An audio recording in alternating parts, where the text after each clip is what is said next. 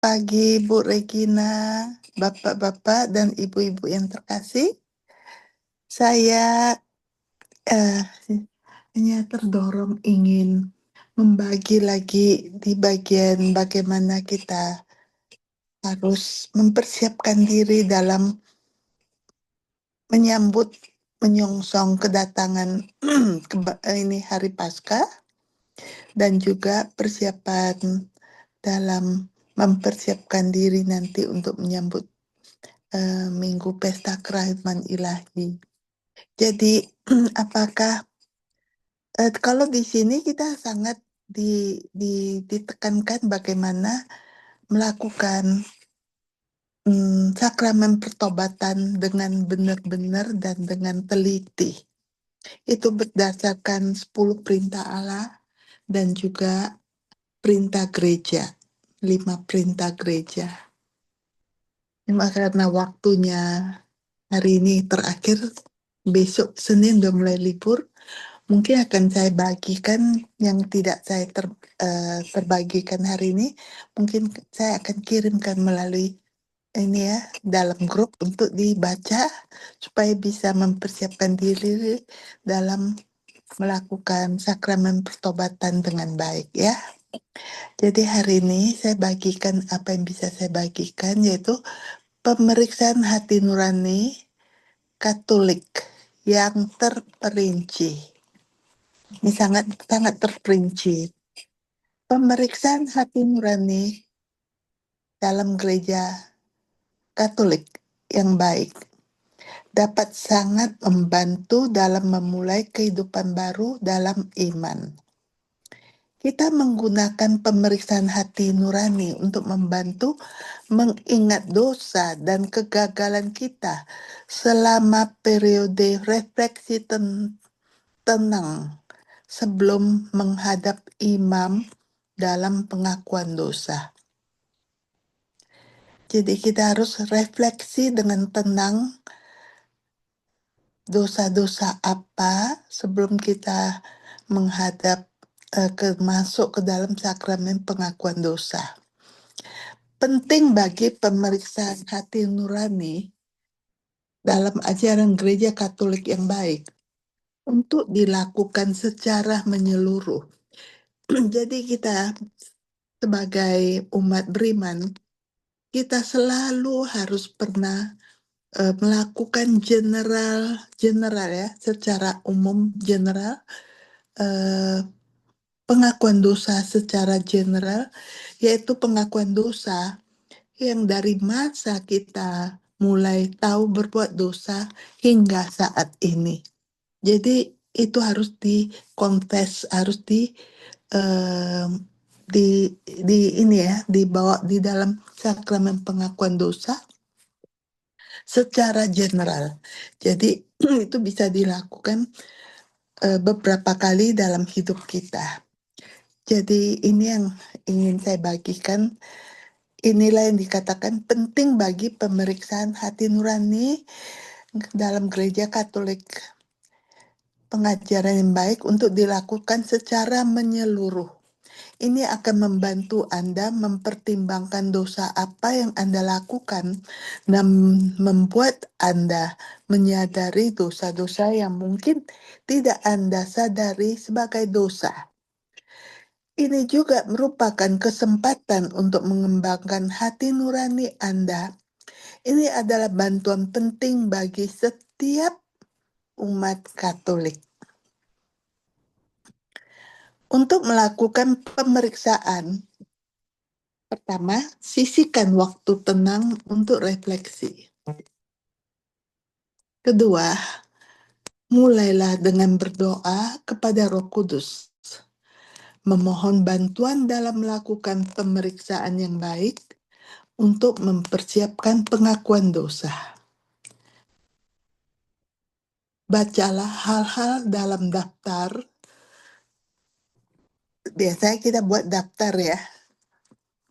Dosa-dosa apa yang belum kita pernah ungkapkan sebelumnya, atau yang tersembunyi atau yang terlupakan. Jadi itu semua kita catat atau kita ingat dan renungkan dengan jujur perilaku Anda untuk setiap hal. Anda mungkin ingin membawa daftar ini atau beberapa catatan singkat secara rahasia ke pengakuan dosa untuk membantu Anda mengingat hal-hal tersebut. Biasanya kalau melakukan general confession, kita bisa minta pastor untuk khusus membuat appointment dalam hal ini. Beliau akan memberikan kita waktu khusus.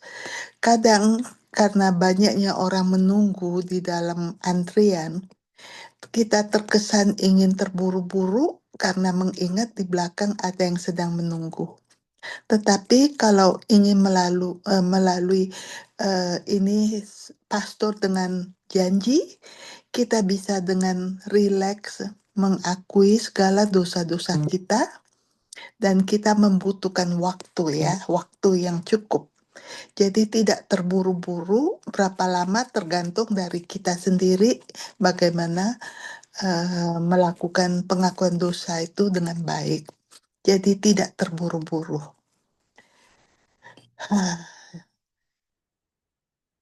Ingatlah bahwa dosa berat dilakukan ketika satu, pelaku memiliki pengetahuan penuh bahwa perbuatan dengan pikiran, ucapan, atau kelalaian bertentangan dengan kehendak Tuhan, maka jadi dosa. Kedua, pelaku memiliki persetujuan penuh dengan kesengajaan, yaitu tidak dipaksa.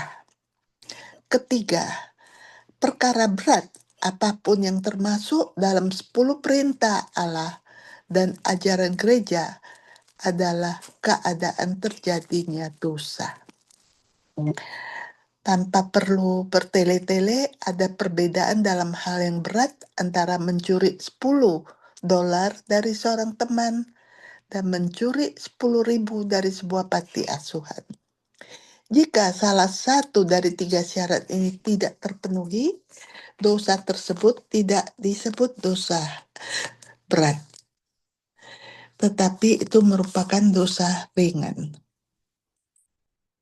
Sangat baik untuk mengaku dosa ringan juga, karena dosa-dosa ini seperti semua dosa menyinggung Tuhan yang layak menerima seluruh kasih kita. Mengaku dosa ringan membantu kita untuk lebih peka terhadap Tuhan dan lebih setia dalam kasih kita kepadanya.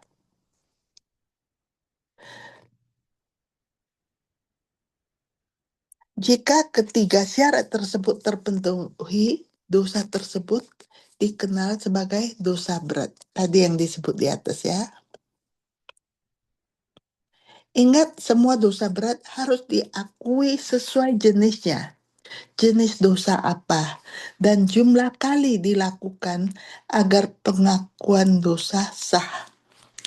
Jika seseorang dengan sengaja menahan dan menyembunyikan dosa dalam pengakuan dosa, itu adalah penistaan yang merupakan dosa berat lainnya, dan itu membatalkan pengampunan. Jangan khawatir, jangan takut. Yesus ingin Anda menceritakan dosa-dosa Anda kepadanya dengan jujur dan berani agar Ia dapat menghilangkan luka dari hati dan jiwa Anda. Jangan semakin terjerumus dalam dosa dengan menyembunyikan dosa dalam pengakuan dosa. Selain itu, perlu dicatat, perlu diingat ya, imam terikat di bawah ancaman dosa berat dan ekskomunikasi jika ia pernah mengungkapkan apapun yang dikatakan di ruang pengakuan dosa. Betapapun beratnya dosa itu, jangan takut. Akui kesalahan Anda secara terbuka, dan Tuhan akan menganugerahkan kepada Anda karunia pengampunan yang manis. Jadi saya pikir hari ini saya sampai di sini dulu. Mungkin nanti saya akan sambung lagi dalam tulisan di dalam mengungkapkan 10 perintah Allah dari perintah pertama sampai 10 dan juga hukum gereja, perintah gereja.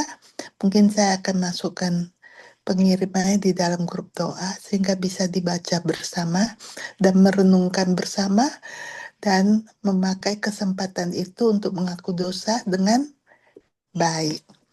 Terima kasih. Terima Kita kasih. tutup satu kali salam Maria. Dan untuk semua yang sedang sakit, supaya mereka mendapat perlindungan dan kesembuhan dari Bunda Maria mendoakan dan dari Yesus kerahiman. Salam Maria, penuh rahmat, Tuhan sertamu. Terpujilah engkau di antara wanita dan terpujilah buah tubuhmu Yesus. Santa Maria, Bunda Allah, doakanlah kami yang berdosa, Ini sekarang dan waktu kami mati.